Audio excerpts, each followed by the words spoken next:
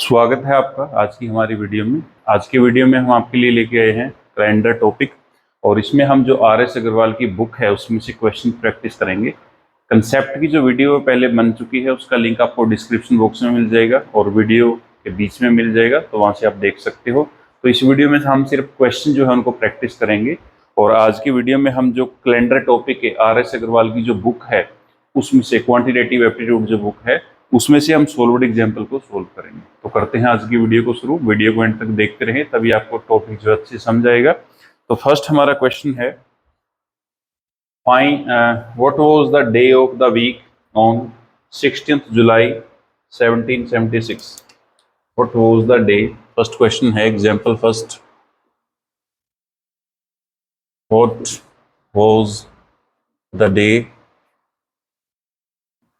What was the day on of the week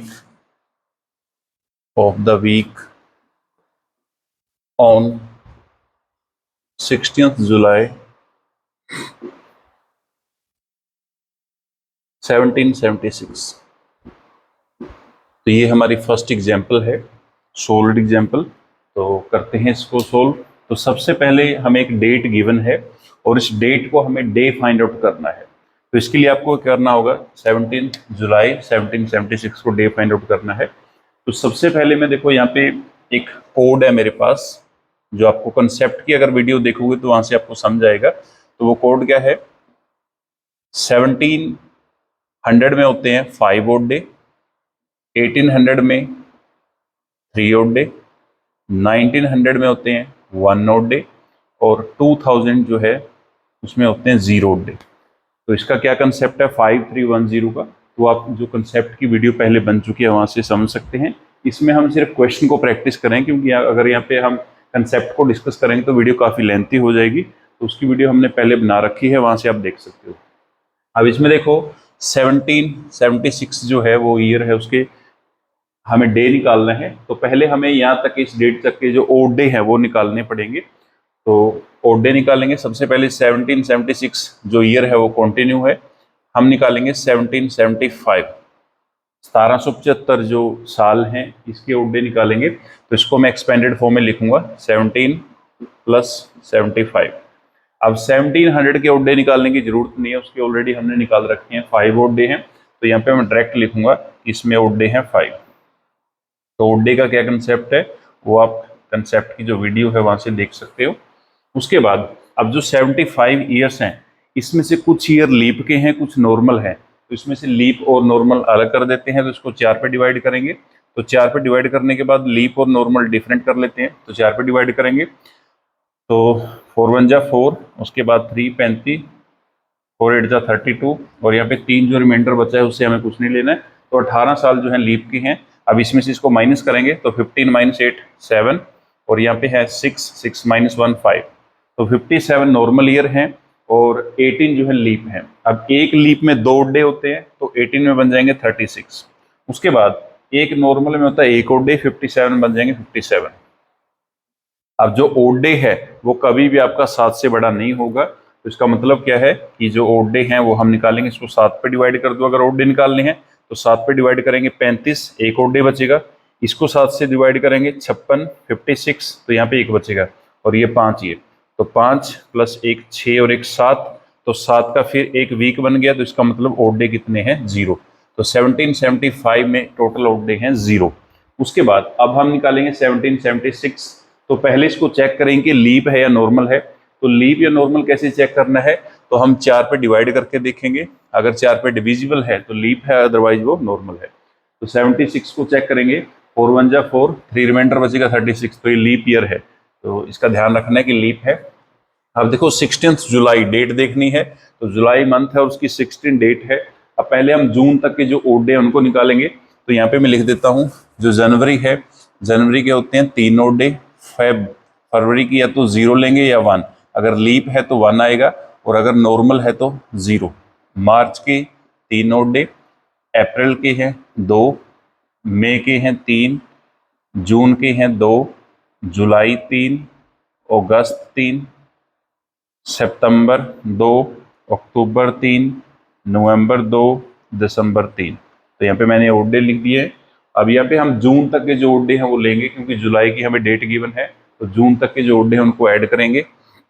यहाँ तक 3 और 1 4, 4 और 3 7, 7 और 2 9, 9 और 3 12, 12 और 2 14, तो 14 ओड डे बने हैं यहाँ पे। तो 14 ओड डे के बन गए हमारे पास टोटल 2 वीक, तो इसका मतलब ओड डे हैं 0। तो जून तक के जो हमारे मंथ हैं उनके ओड डे बन गए 0, और 1775 इसके भी बन गए 0। अभी ये जो डेट है जुलाई की ये बच गई, तो इसके हम लेंगे 16, तो 16 ओड डे आ गए। बट ओड डे कभी भी 7 से बड़ा नहीं होगा, तो इसको फर्दर हम 7 से डिवाइड करेंगे, तो 7 से डिवाइड कर दो 14, 2 बचेगा। तो इसका मतलब क्या है कि इस डेट 16 जुलाई 1776 तक के टोटल ओड डे हैं 2।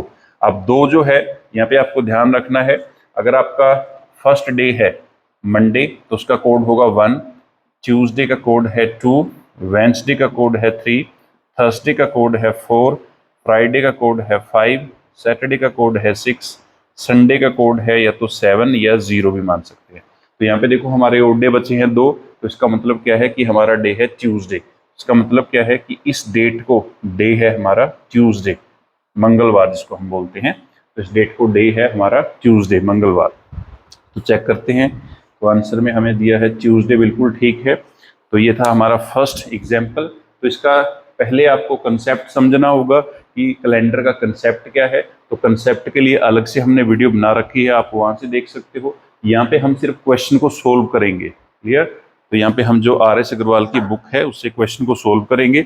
यहाँ पे आपको कंसेप्ट जो है डिटेल में नहीं समझाया जाएगा, क्योंकि अगर हम कंसेप्ट को भी करेंगे तो वीडियो काफ़ी लंबी हो जाएगी और वो ज़्यादातर स्टूडेंट को जो है बोरिंग लगेगी फिर। तो इसके लिए हमने कंसेप्ट की जो वीडियो है वो अलग से बना रखी है, आप वहाँ से देख सकते हो। तो ये थी हमारी फर्स्ट एग्जाम्पल। नेक्स्ट है example number 2।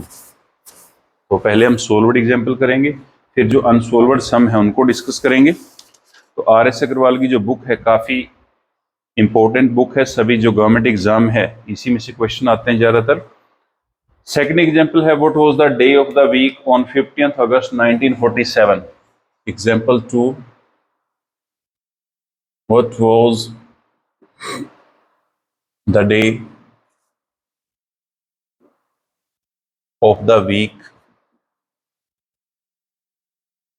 on 15th August 1947। तो इस डेट को हमने डे निकालना है। अब देखो ज़्यादातर जो मोबाइल में हम कैलेंडर निकालते हैं तो उसमें हम अगर देखेंगे डायरेक्ट तो वहाँ से भी हम डे निकाल सकते हैं, बट यहाँ पे हम जो है सोल्व करके भी उस चीज़ को निकाल सकते हैं विदाउट एनी हेल्प। तो अब निकालेंगे हम 15 अगस्त 1947 को क्या डे आएगा। अब इसके लिए हमें क्या करना होगा, सबसे पहले 15 अगस्त 1947 के टोटल ओड डे निकालने पड़ेंगे। तो ओड डे निकालेंगे हम। सबसे पहले 1947 जो है ये रनिंग ईयर है, तो इसका नहीं लेना है, इसे एक बैकवर्ड चलना है। तो यहाँ पे आपको 1947 - 1 यानी कि 1946 ईयर के ओड डे निकालने हैं। अब इसको मैं एक्सपेंड करूंगा तो 1900 + 46, उसके बाद 1900 के जो ओड डे हैं वो हमने ऑलरेडी निकाल रखे हैं, वो है 146 के। अब इसमें कुछ लीप ईयर है, कुछ नॉर्मल है। लीप निकालने के लिए इसको मैं 4 से डिवाइड करूंगा, तो 4 से डिवाइड करेंगे 11। उसके बाद नेक्स्ट इसमें से माइनस कर दो, 6 - 1 5, उसके बाद 4 - 1 3, तो 35 जो है नॉर्मल ईयर हैं और 11 जो है इसमें लीप ईयर हैं। अब लीप में होते हैं 2 डे, तो 11 में कितने हो जाएंगे 22, और नॉर्मल में 1, तो 35 में आएंगे 35। अब 35 के देखो पूरे 5 जो वीक हैं वो बन गए, तो ओड डे आएगा 0। यहाँ पे इसको 7 से डिवाइड कर दो 21, यहाँ पे बचेगा 1। तो ओड डे निकालने के लिए आपको 7 से डिवाइड करना है। जब भी आप कंसेप्ट की वीडियो देखोगे तो वहाँ से आपको क्लियर होगा। तो ओड डे जब भी निकालने हैं उसके लिए हमें डिवाइड करना होता है 7 पे। और अगर लीप ईयर निकालने हैं तो लीप ईयर निकालने के लिए हम डिवाइड करते हैं 4 से। तो ये आपको ध्यान रखना है। तो यहाँ पे देखो 1 + 1 + 1 ये बन गया हमारा 2। इसका मतलब 1946 ईयर में टोटल 2 ओड डे हैं। अब हम निकालेंगे 1947 का। तो पहले तो हम चेक करेंगे 1947 लीप है नॉर्मल, तो 1947 नॉर्मल ईयर है, तो इसका मतलब फेब का हम 0 लेंगे। तो अब हम अगस्त से पहला जो मंथ है यानी कि जुलाई तक की जो ओड डे हैं उनको ऐड करेंगे। तो अब उनको ऐड कर लो। सबसे पहले देखो जनवरी के 3, फरवरी की 0 लेंगे क्योंकि नॉर्मल ईयर है 1947। उसके बाद 3 ये 6 और 2 8, और 3 11 और 2 13 और 3 16। तो इसका मतलब जुलाई तक के बन गए हमारे 16, 2 ये पहले थे, प्लस डेट कितनी है 15, तो 15 डेट जो है उसको भी हम ऐड कर देंगे। अब इन सभी को ऐड कर दो तो ये बनेगा हमारा, इसको 7 पे डिवाइड कर दो 14, 2 बचेगा, 2 ये बचा हुआ है। उसके बाद इसको 7 से डिवाइड करेंगे 14, 1 बचेगा, तो 2 + 2 4 + 1 5।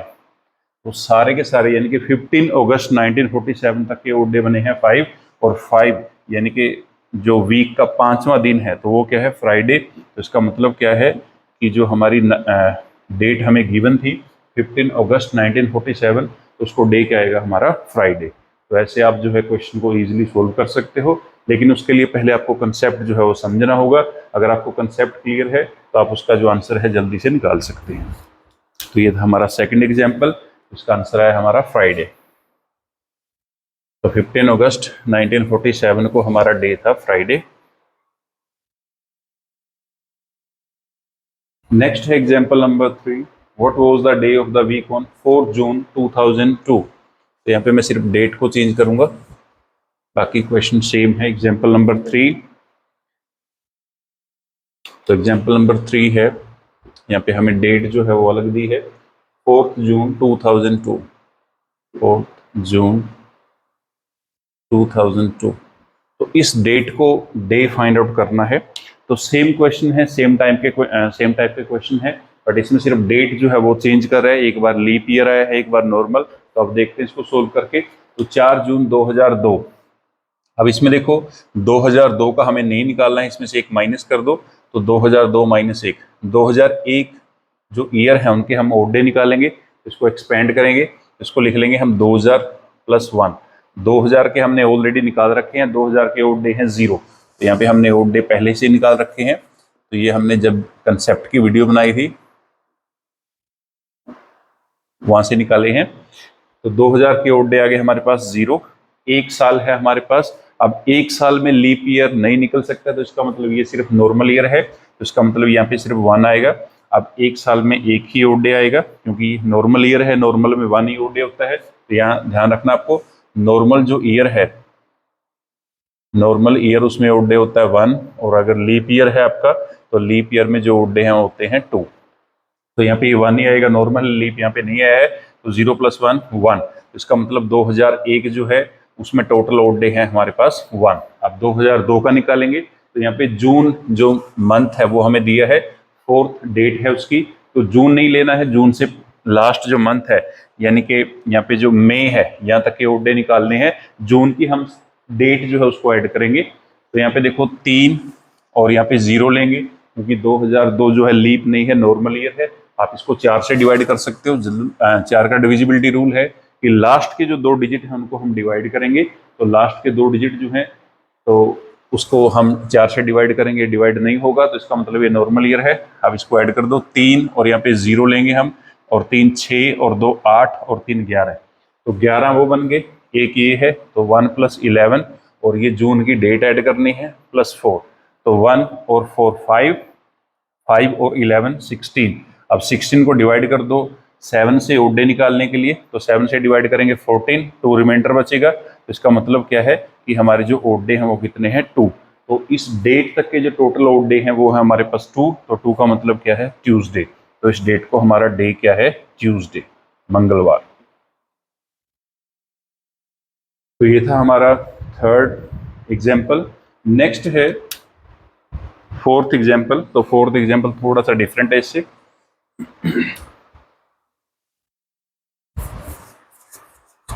नेक्स्ट है एग्जाम्पल 4। तो जो RS अग्रवाल की क्वांटिटेटिव एप्टीट्यूड बुक है उससे हम इस क्वेश्चन को सोल्व कर रहे हैं। Next example 4। तो एग्जाम्पल 4 है, on what dates of March, on what dates of मार्च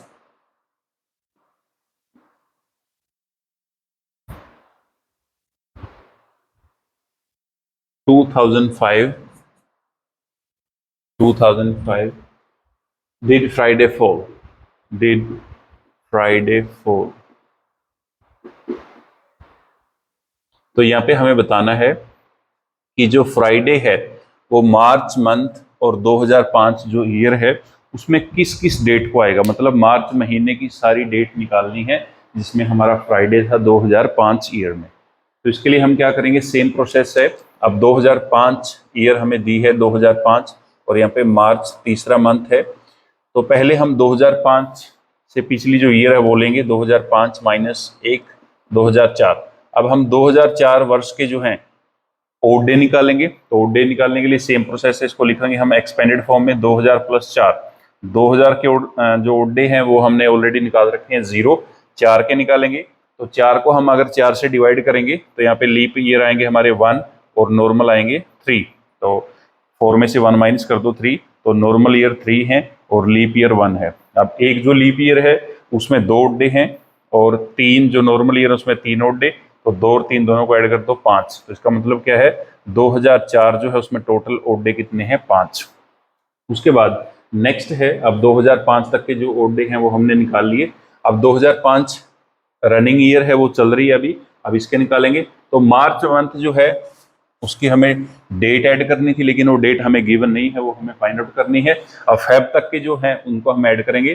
तो पहले 2005 को चेक करो, लीप है नॉर्मल, तो 2005 नॉर्मल है। अब हम यहाँ पे लेंगे तो जनवरी के 3, फरवरी की 0 लेंगे, मार्च की डेट नहीं लेनी है, तो 3 और 0, 3 और 5 ये, तो 5 और 3 बन गए टोटल 8।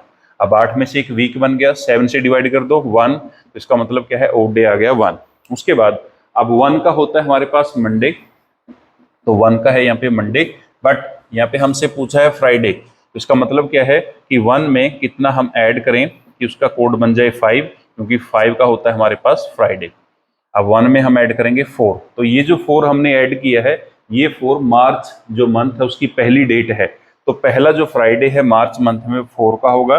उसके बाद इसमें 7 ऐड करेंगे तो 11, फिर 7 ऐड करेंगे 18, फिर 7 ऐड करेंगे 25।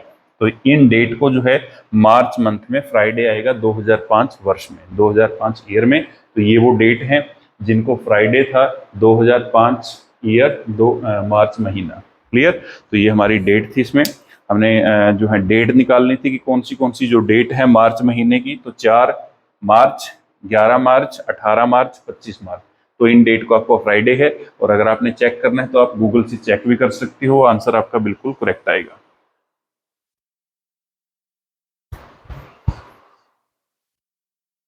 नेक्स्ट है, लास्ट एग्जांपल है हमारी।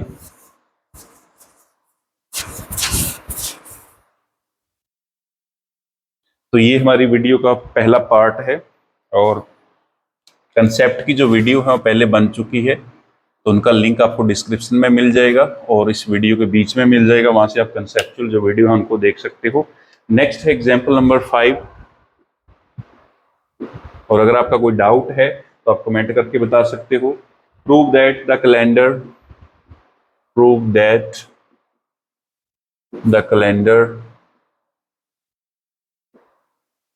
of the calendar of the year 2003